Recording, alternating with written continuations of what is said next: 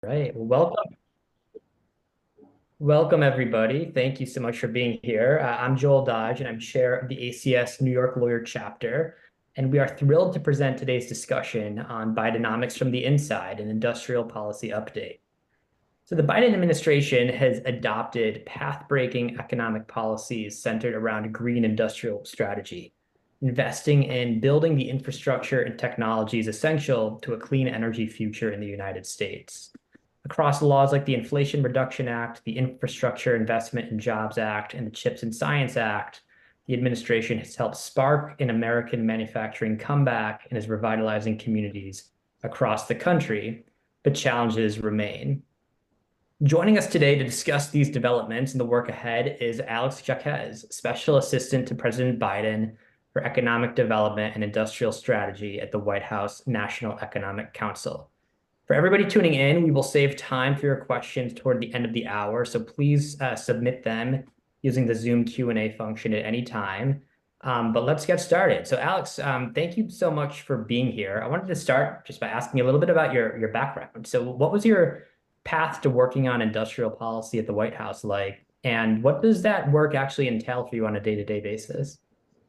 Sure, and thanks, Joel, for having me. As mentioned, I'm Alex Jacquez, Special Assistant to the President for Economic Development and Industrial Strategy at the NEC. I joined towards the beginning of the Biden administration from the Senate Budget Committee, where I worked for Chairman Bernie Sanders on labor and economic policy, where I've been doing similar work around his manufacturing and finance and economic agenda, as well as the labor portfolio, which I think all led to the combination of things that I work on today here at the NEC, which is how do we create a sustainable and high road manufacturing base that creates good paying jobs in the strategic sectors of the future. Coming to the NEC, one of the first things that I worked on were some of our early industrial strategy priorities, including the Executive Order 14017 on America's supply chains.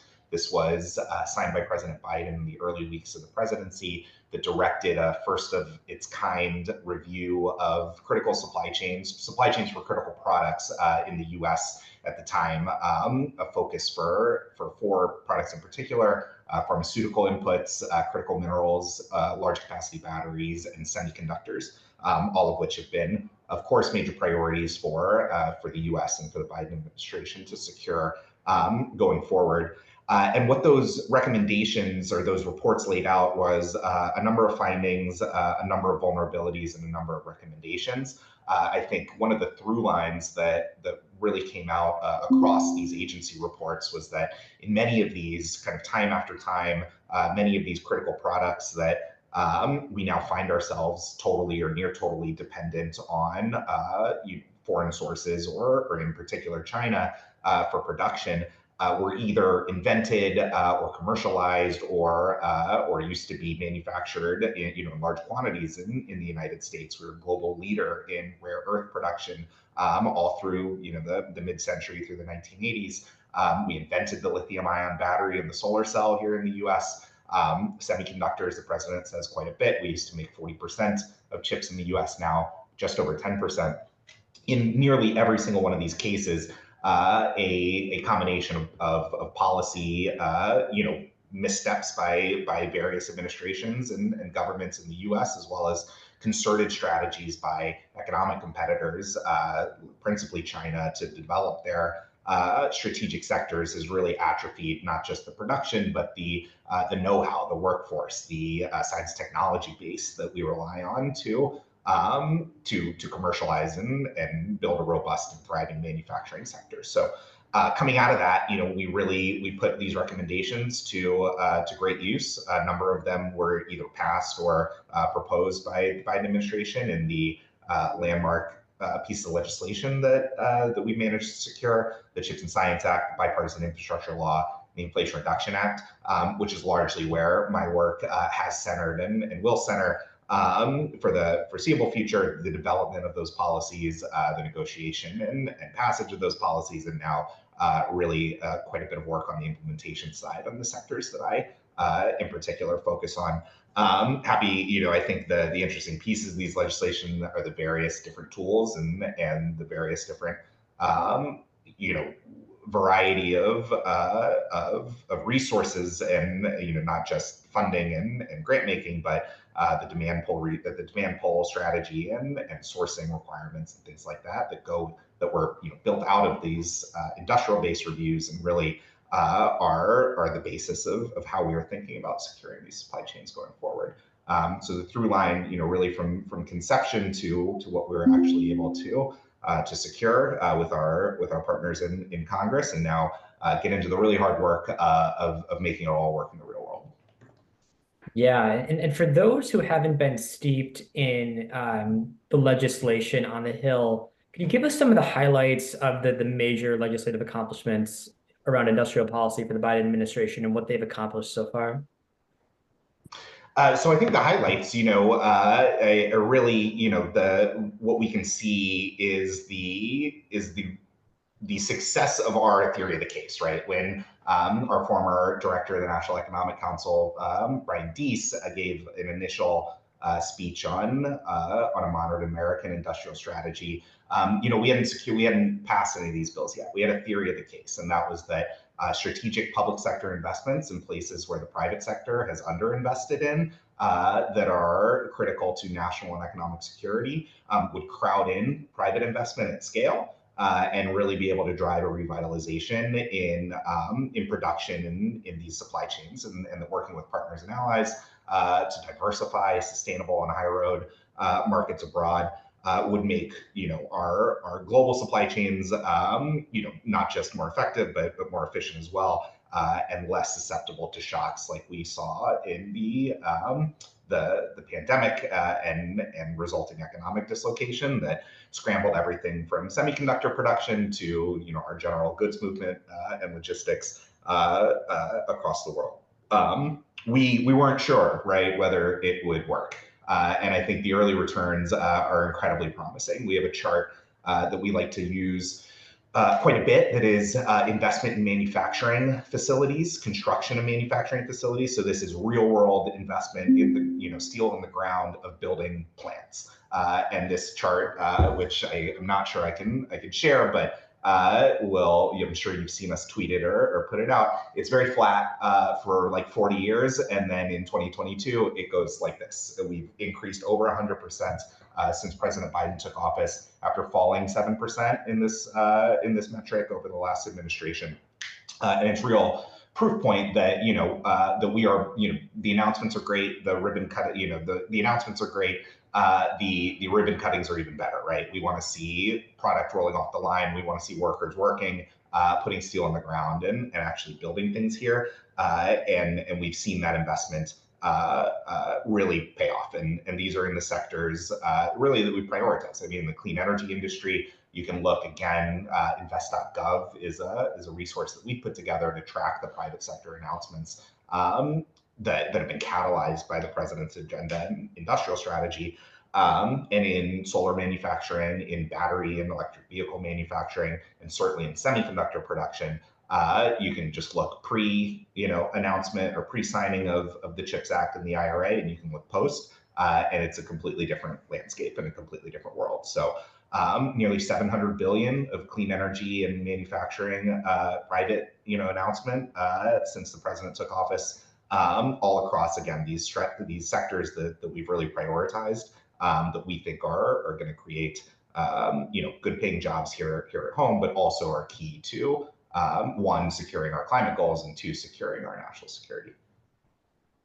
So I'm actually joining us today from Syracuse, New York, where President Biden is en route or coming tomorrow to celebrate a new semiconductor plant that's going to be built right in my hometown here, that just got funded by several $billion from the CHIPS and Science Act.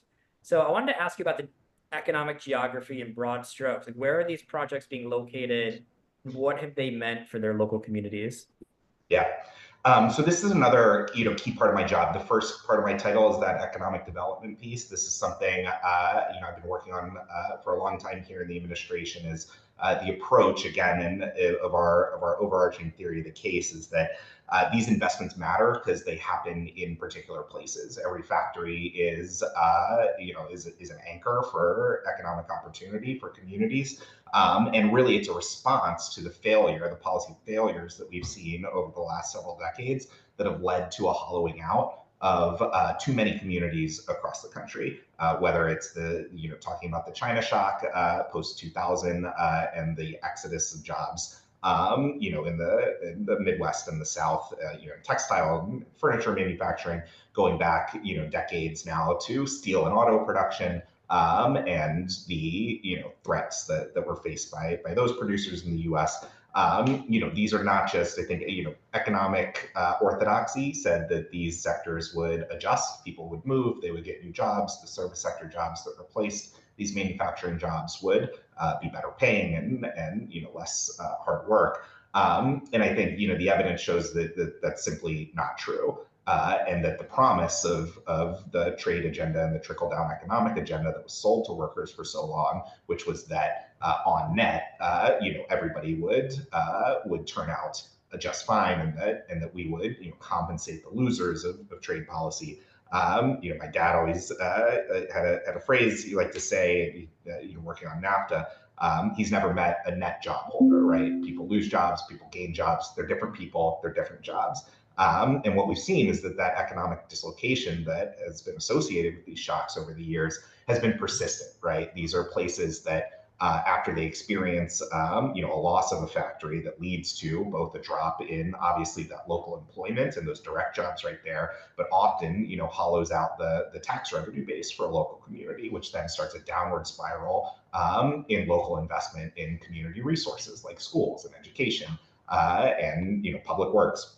And that just really leads to a spiral in disinvestment. We found that the places impacted by the China shock have lower levels of educational attainment and lower income levels, now going on 2 decades after the initial, trade event. So the promise of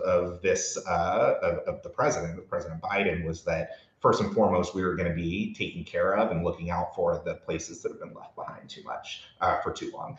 That includes, of course, these manufacturing communities. It also includes the coal and power plant communities that have really suffered the same cycle of disinvestment as coal production has decreased in the U.S.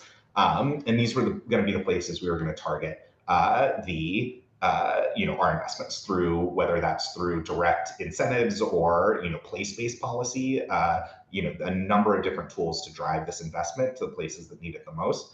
And again, we started to see it succeed. You said you're in Syracuse right now. Syracuse was a manufacturing boomtown, right, in the wake of during World War II and coming out of the economic expansion. Hollowed out like many places in upstate New York, like its neighbors in Buffalo and elsewhere to the big GE presence and other major companies that you've started moving footprint offshore, and led to job losses in the region that have persisted for decades. Starting now to turn around, right? Whether it's semiconductors, advanced batteries, clean energy, upstate is really a really promising economic story, I think, going forward, thanks in no part to the tireless work of the majority leader, Senator Schumer. We talk all the time about how our industrial strategy is going to impact upstate New York in particular, and really putting the pieces around it and the tools. Upstate was designated as a tech hub by the Department of Commerce. This specific place-based policy to drive the benefits of technological and science advancement to the places that aren't the big coastal metro areas of New York and San Francisco. And we're seeing it all over. We're seeing some of the manufacturing jobs and investment happen in our traditional Midwest industrial strongholds.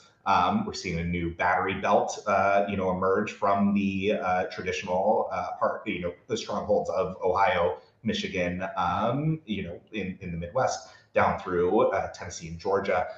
And we've seen this investment flow to energy communities. The Department of Treasury put out a report that found that the clean energy investments in the IRA have disproportionately gone to places that have lower educational attainment, lower median income, lower labor force participation rates, and far and above to former coal and power plant communities. And that is a down payment on the promise that President Biden has made that this isn't going to be like every other time when big promises are made, but no checks are cut at the end of the day to the places that need it the most. We really have a dedicated focus on ensuring that investing in America means investing in all of America. So President Biden is, of course, a deeply pro-labor, pro-union president. But many of the projects under the IRA and some of the other industrial policy laws seem like they're gravitating toward the South, toward right-to-work states where firms can avoid unionization. Do you have any concern about that? Is that sort of a mischaracterization, or how much should we worry about that in general? Yeah, so I think, of course, one thing I'd like to point out, and I think my friends in the labor movement would as well, is that right to work doesn't mean non-union, right? And in fact, quite a bit of success and pride in going after some of these big plants that are in quote right to work states, but that's not to say that the barriers and challenges aren't greater there. Just pointing to just last week, the United Auto Workers victory in Chattanooga, Tennessee, at a plant that's going to serve as VW's electric vehicle hub for the next 10, 20 years. That's a huge deal, right? Volkswagen is going to benefit tremendously from the Inflation Reduction Act, the battery plants that have been catalyzed for GM, Ford, and elsewhere that UAW has successfully negotiated on in their agreement with the automakers. We are, as an administration and from the president on down, committed to being the most pro-labor and pro-union administration in history, and really, where we can and where we have legal authority, do indeed stick to that line. I think in the Inflation Reduction Act, for example, for the first time ever, the energy generation tax credits, the production investment tax credits, are accompanied by bonuses if you pay prevailing wages and use registered apprenticeships, incentivizing good paying, well-trained union labor in construction. Not just a bonus credit, right? But these are, you get 5 times the credit. You go from 6 to 30% on your ITC. This is something we expect every single project in the country who uses the IRA credits to pursue. And that's not just, of course, good for workers. We strongly believe that it's good for business as well. Using tools like project labor agreements, using the best workers, best workforce in the world, the American building trades unions. We believe that is an important way to get work done on time and on budget, right? Which is another top priority of us over here on the implementation side, is ensuring that these projects get built, they get built well, right? And one of the best ways to do that is ensure that you do it right the first time, and you do it, in a way that doesn't threaten labor unrest or turnover or other disruptions that can throw off these project schedules. So we, in every kind of piece of legislation, and if you look through our notice of funding opportunities and the guidance that we put out, we include incentives, requirements where they're available, or bonuses or preferences for projects federally funded by the government that use a series of criteria along good jobs, right? And whether that's the Department of Energy and their community benefits agreement structure, in which 20% of your entire, if you apply for a federal grant, you get scored on, much like a test, on various pieces of your application. 20% of that score is your community benefits. How are you engaging with labor? How are you talking to unions? And how are you benefiting the community as a whole around you? We are, continuing to work with unions, with employers to highlight, a lot of this. I think the aversion, is just really baked into how private sector, to how consultants, tend to operate when they're doing the site selection. and really in a sectoral way, you talk to some of the biggest developers in the country, some of the biggest construction firms in the country. Bechtel is building two new multi-billion-dollar semiconductor fabs in Ohio. They're using the union workforce. Bechtel is also building a lithium mine out in Nevada, $3 billion lithium mine. They're using union workers because they know the benefit, right? And working with the private sector, with employers, and through our soft power and our grant requirements to build up that knowledge and that workforce is a top priority for us.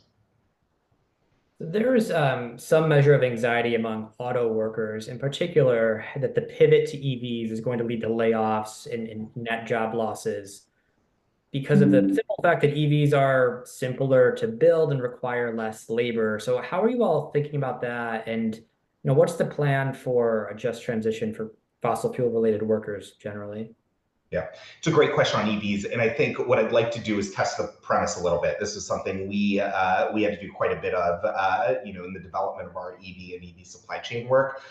This gets kicked around, right? That EVs require 30% less work or 30% less labor.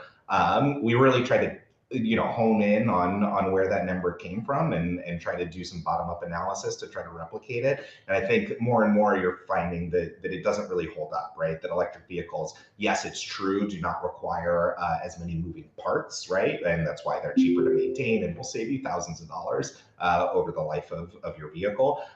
When you're actually talking about building them, right? It's not, workers in factories don't operate by part, right? They operate in tasks. And building an electric vehicle, which is a more complex in many ways machine than an ICE vehicle, we have found, and the literature suggests, takes about the same number of tasks, right?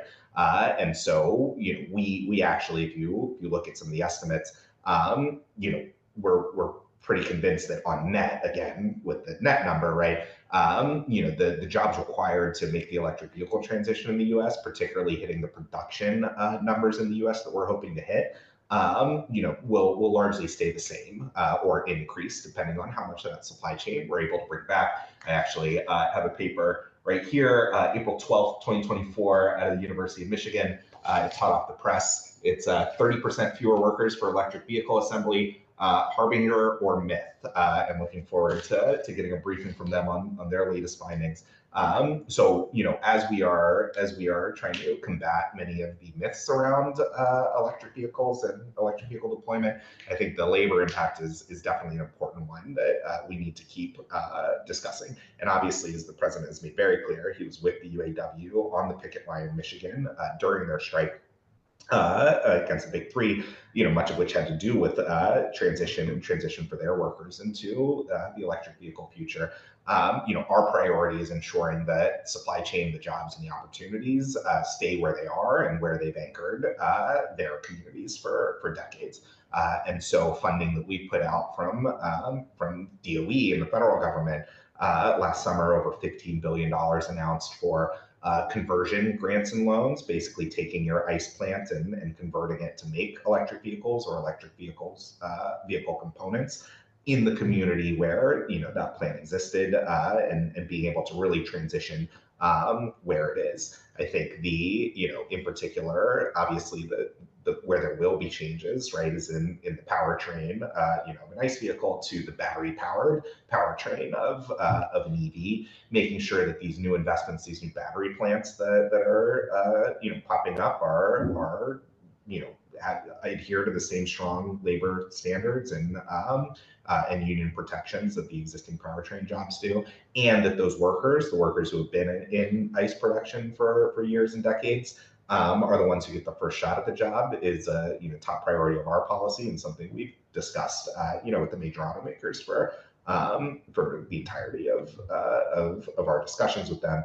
If you talk to the automakers, they expect to need the same number of UAW workers, going forward for the foreseeable future. I think one thing that is a little misunderstood about the transition, right, is that it's not an on-off switch, right? It's a gradual ramp of switching from ICE to EV production. There will be ICE vehicles rolling off the production line in 2030 if we hit our 50%, when we hit our 50% EV requirement and goal of new sales, just because the other 50%, right, aren't going to be electric vehicles.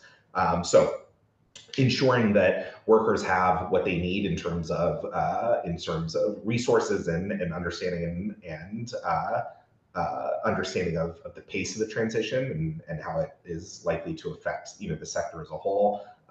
Making sure that our federal dollars that are supporting the supply chain also support a transition to good paying and jobs where they exist, and with the protections that the union affords. And ensuring that, as we are moving forward in the transition, the workforce development, the training resources, particularly for small, mid-sized suppliers who may not have the resources of a Ford or a GM. I think that's really where our focus is going to be on the work going forward is on these the backbone of our auto supply chain, which is the small, mid-sized manufacturer in Michigan, Illinois, and Indiana, and Ohio. Who make up the bulk of the workers in the supply chain, but make things like exhaust pipes, which aren't going necessarily be needed in an electric vehicle. What are the alternative components either in the ICE or in the EV supply chain or in adjacent industries? You've seen some interesting work from Mitsubishi, right, making heat pumps and heat pump components out of their vehicle component manufacturing facility, right? So there are opportunities in castings and forgings and heat pumps in other adjacent industries in some of these other clean energy and other industrial sectors that we're really prioritizing. The other potential threat to U.S. auto workers and the EV transition, it comes from China, where Chinese auto companies are producing extremely low-cost electric vehicles. That on the one hand, American consumers had access to them. That's great for the climate for Americans to have affordable EVs in their market. But on the other hand, those Chinese electric vehicles would be a wrecking ball to U.S. companies and jeopardize all kinds of jobs in the auto industry here. How is the administration thinking through that?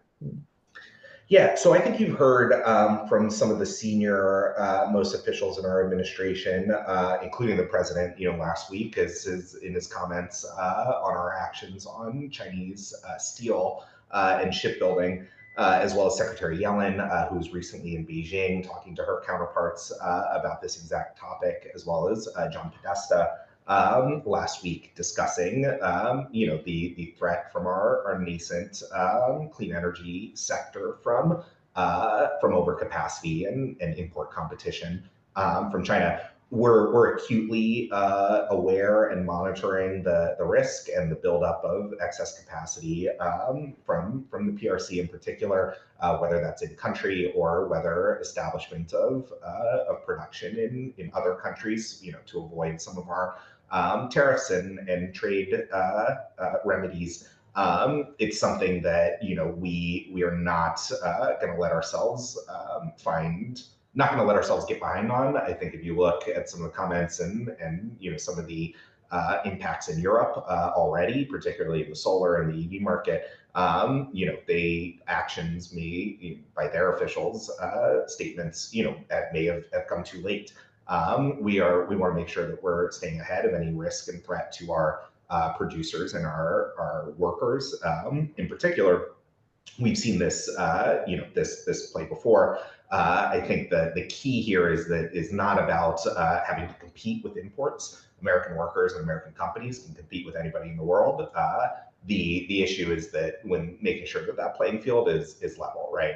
And while what the IRA was meant to do, particularly for some of the production incentives, was to level that playing field by making up some of the gap in cost of production that has been built up by some of these subsidies and cheap capital and other non-market practices that the PRC uses to support its manufacturing sector.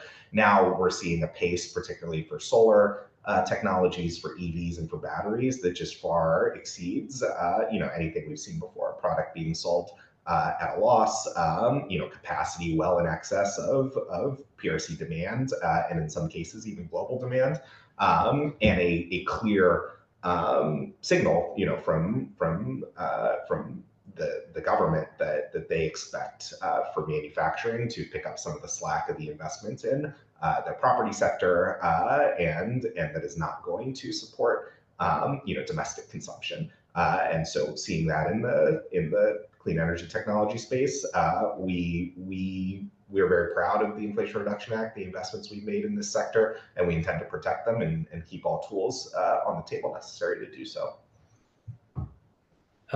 Speaking of protecting the IRA's investments, I wanted to ask you about permitting, because there's some concern that combination of federal permitting requirements, state permitting requirements, local regulations, and other non-cost barriers might stymie or erode the IRA's ability to build quickly enough to meet emissions targets. So what needs to be done to support building clean energy projects faster? Yeah. Look, we need permitting reform. The president's been clear about that. The administration has been on record, supporting smart and fair permitting reform. We need to build faster, smarter, and fairer is something, we like to say, whether it's siting and building, transmission projects to offshore wind projects to, critical minerals mines. There are efficiencies that certainly can be gained in permitting to help unlock the promise of the IRA investments. Some of this is in the federal government's control. I will say never, I think in the history, certainly in recent history, has there been such high level attention on permitting, in particular at the White House and across the administration. Our senior most officials, including my boss, Director Lael Brainerd, meet regularly across the spectrum of permitting issues that arise, whether it's, again, clean energy, broadband, chips, fabs, and others, as well as critical minerals projects, to ensure that issues are being surfaced, to ensure that policy actions are being taken, and to make sure that nothing really slips through the cracks as it relates to some of our major investments in the infrastructure law, the CHIPS Act and the IRA. Some of this you'll see, action on either soon or already have by agencies to speed and make their permitting process more efficient. I think recently see categorical exclusions for geothermal well drilling, which is something that we've been working on. DOE's been working on for a long time to make sure that next generation technologies in particular, like geothermal, are given an even playing field with things like oil and gas drilling when it comes to how they're being reviewed by our permitting and land management agencies. And then, some of this, I think quite a bit of it actually is about resourcing.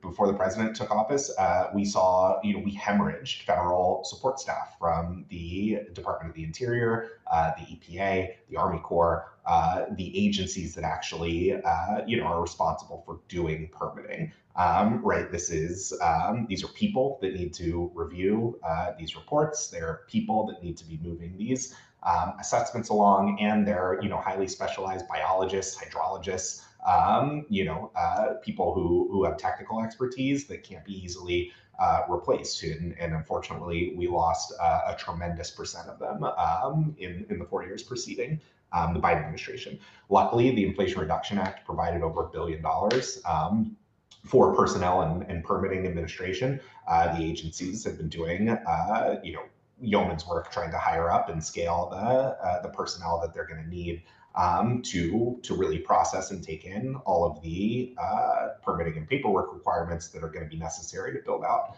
a clean energy economy, and working through the Federal Permitting Improvement Steering Council, FIPSE, which is one of my favorite government acronyms, to really bring transparency and coordination to multi-agency and complex projects, whether those are infrastructure, clean energy, or otherwise. The other thing, of course, the missing piece here is Congress, and we've supported congressional action on permitting reform. I know there are conversations ongoing at that level where some of the tools that we need simply aren't in the administration's hands. We support work at the congressional level to find a solution that bipartisan solution that will help unlock our energy needs.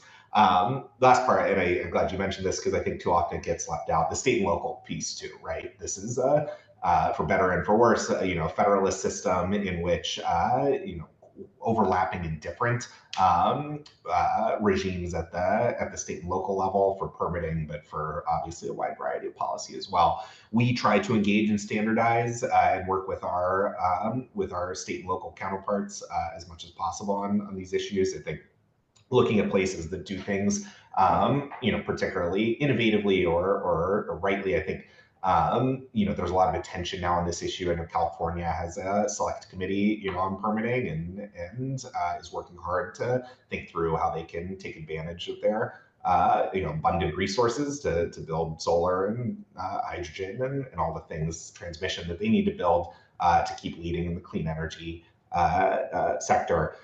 And then, ensuring we have various state and local offices out there as well, right? The Bureau of Land Management, they have offices all across in different regions and states, trying to standardize best practices. This is something we did in the mining sector. I think industry standard or, industry gold standard has been the Nevada BLM, mining process. They've been permitted. There's a lot of mining activity, obviously, historically in Nevada. The BLM works well with the state. They work well with industry out there.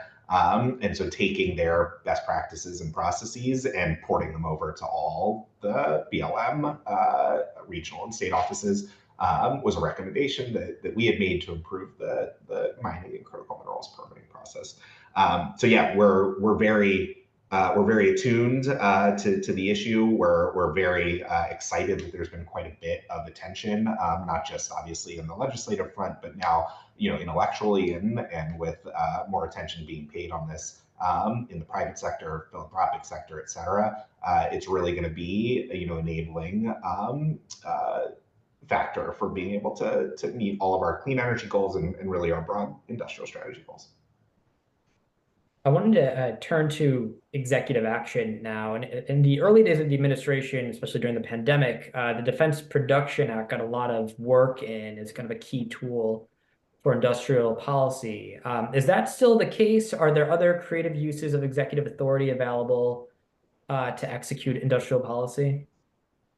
Yeah, I mean, every single day, I think, some sort of executive function or administrative function or another is being used to execute industrial policy. I think DPA gets quite a bit of run in this. We've used DPA in creative and historic ways as well, including securing funding for clean energy technologies, heat pumps in particular. We put out nearly $200 million to accelerate domestic manufacturing, as well as critical minerals, right? We've secured between Ukraine supplemental funding and Inflation Reduction Act funding upwards of $750 million to use DPA to support mining, processing, manufacturing, recycling of critical minerals and materials in a way that we haven't done since the Korean War. And then using, the other authorities, right? DPA has various titles. They each do different things. Title III is the moneymaker. That's the one we talk about a lot when we're talking about using DPA funding.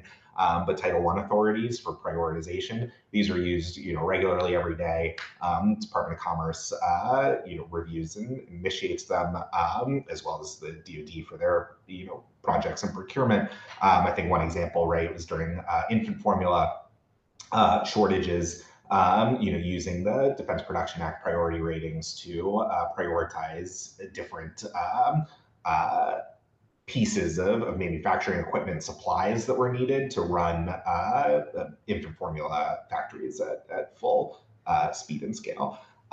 So, I think one of the biggest differences between certainly the beginning of the administration and now is that what you really need to do, industrial strategy at scale in the way that we're trying to do that is like a lot of money. and we were able to secure quite a bit of funding through the three landmark laws here, and really, putting a lot of the attention now on focusing those efforts on implementation. And so, we'll continue to use executive authority where appropriate and necessary, in particular to enhance and support the investments and the use of the funding from the Investing in America agenda as well. Before we turn to some of the questions coming in from the audience, I wanted to just ask you if you have like a particular favorite under-discussed or underappreciated industrial policy initiative that we haven't talked about yet. Yeah, so I think the Department of Commerce Economic Development Administration is a 1960s kind of war on poverty a creation, coming out of the Johnson administration, really to try to fight poverty and build public works in Appalachia and other kind of really struggling and distressed regions. It's a job that EDA has done really well for years and decades now. But really, since the American Rescue Plan Act and the CHIPS and Science Act passed, has been endowed with, it's like 150 to 250, maybe 300 million recently in annual appropriations. The ARP and supplementals have delivered billions of dollars, over $3 billion to EDA. To stand up a series of national programs, in addition to its regional and kind of bread and butter public works programs. This includes the Build Back Better Regional Challenge and the Regional Technology and Innovation Hubs program, which is really, it's interesting in that it, doesn't fund factories or big, investments in infrastructure in the way that some of our other programs do, but requires regions to come together around an economic development plan, around a particular sector or technology that the region can focus on and focus on commercializing. And really getting local, regional players to talk to each other to devise strategies that are community supported, that are supported by the plan, the economic development plan for the region. And really go after large implementation dollars from commerce. We've designated 31 tech hubs across the country. They will compete for $500 million, almost $500 million in implementation funds. Build Back Better Regional Challenge has 20 plus coalitions across the country that are all focused on specific competencies that are all building on each other to turn places like Louisiana, New Orleans, Louisiana, largely an oil and gas heavy and petrochemical hub for manufacturing, into an offshore wind and green hydrogen hub for the future, including training and retraining those oil and gas workers to work on clean energy projects, and using a Build Back Better Regional Challenge grant, as well as a National Science Foundation funding to support that effort to transition from community that's been historically reliant on fossil fuels and on dangerous and harmful chemicals, to one that can pioneer and lead in the hydrogen and clean energy space. Great. So we've got a question from the audience around the solar manufacturing supply chain, and specifically how we can reshore it from China, and what sorts of trade and investment policies and tools are being considered by the administration to do just that. Yeah. So solar manufacturing has long been a sector of focus here in the U.S. Again, it's one of those places we pioneered. We invented the photovoltaic solar cell, crystalline solar cell in the U.S.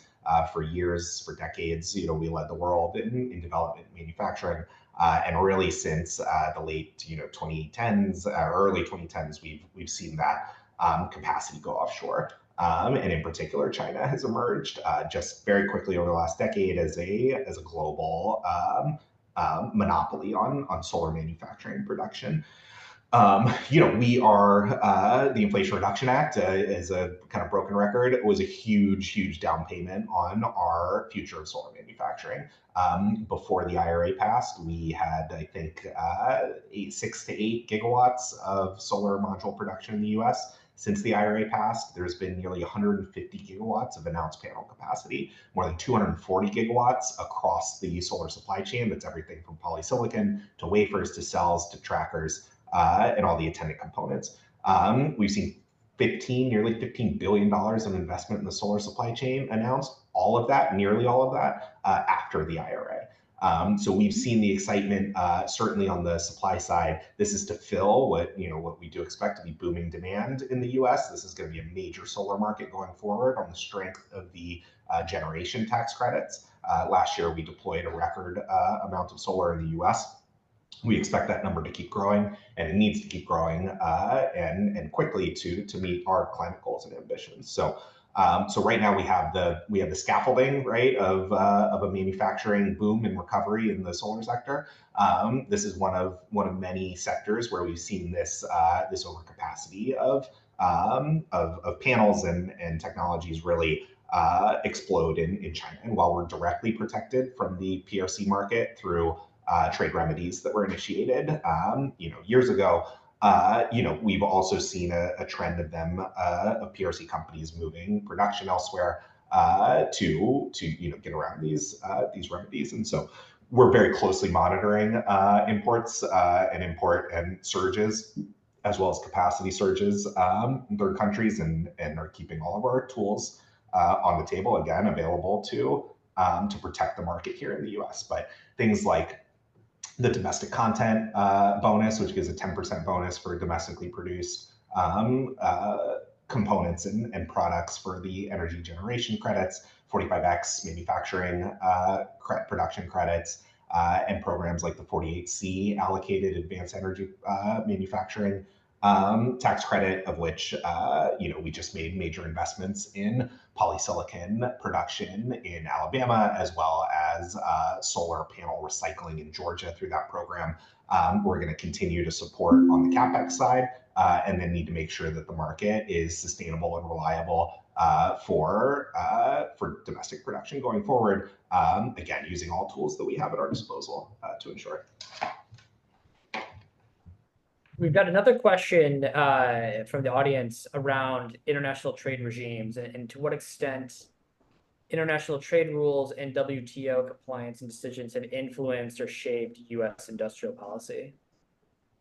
We've worked extremely closely on a number of international agreements with our closest partners and allies, including in new and novel ways, and look forward to continuing a number of those engagements. I think some of the international multilateral engagements that are not trade agreements per se, right? And the president has said very clearly that he, is not going to make trade agreements that are bad for workers and for U.S. businesses, but wants to introduce new economic international engagement through things like the Indo-Pacific Economic Forum, and through things like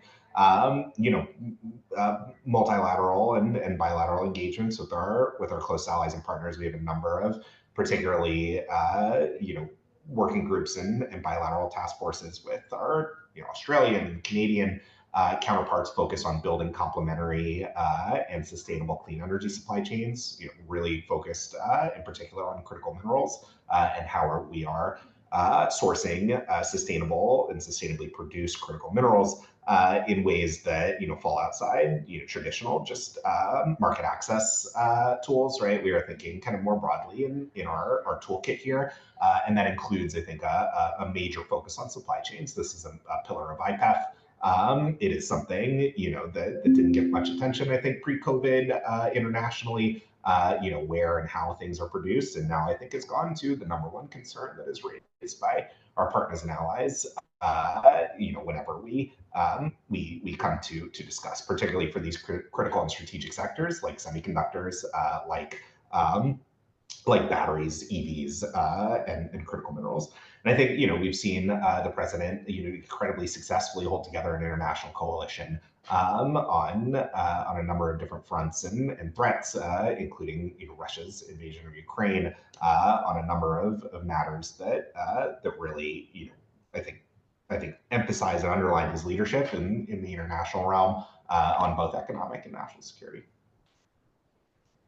I wanted to ask you about the future of industrial policy and what you see as maybe being the next horizons for industrial policy. We're living through this kind of explosion in artificial intelligence development. I mean, do you see a role for industrial policy in AI, or are there any other areas or issues that are really ripe for industrial policy intervention? Yeah, I think definitely more to come.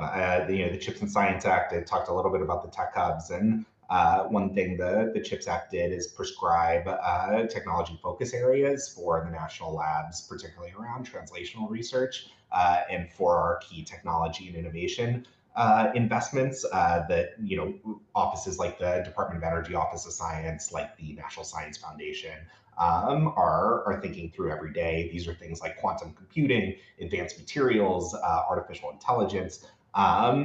Things that are on the horizon, but in many ways already here, right? Of course, some of these are going to require, I think, other tools, biomanufacturing, right? We've made priority and commitment around what we think are the next phase of strategic sectors, the sectors that we've identified as both critical for economic and national security, but also up for grabs, right? These are places where there is no dominant lead necessarily. The industries are nascent, where China in particular hasn't built up a commanding lead that we really want to be in the race on from the very beginning. And so obviously engagement with Congress and with our partners and allies to kind of focus on what sectors are next, I think is going to be a big priority going forward. And then really, the near future in particular is the execution of what we have, right? We are 18 months into this experiment on the Inflation Reduction Act side, a little more on the chip side, a little more on the infrastructure side. But I think that we get kind of asked all the time about how we're going to catch up with China in electric vehicles or in batteries or solar critical minerals. And I think in many of these cases, they've had a 20-year or 30-year head start. This has been a concerted plan that has been executed over years and decades with an amount of patience and sophistication that is going to require concerted effort from the United States to counter. We're like a couple years in. So we are moving fast. We are looking to leapfrog. We're not looking to catch up. But some of it's going to take time. I mentioned the graph on construction spending on manufacturing plants earlier. It's about, we get asked quite a bit why we haven't seen manufacturing jobs tick up in the same way.